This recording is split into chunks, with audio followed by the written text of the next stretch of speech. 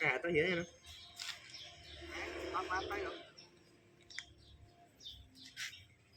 Nhảy vô anh chọc anh mua à. Ở bán này dầm, ở thôi mà đo thôi. Sao giờ ở đòi môi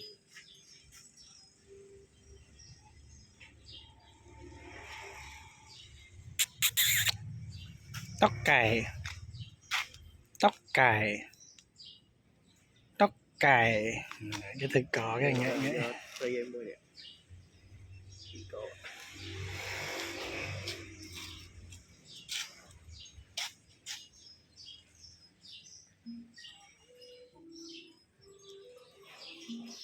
thằng chi đây nó là smay người ta đâu ra này.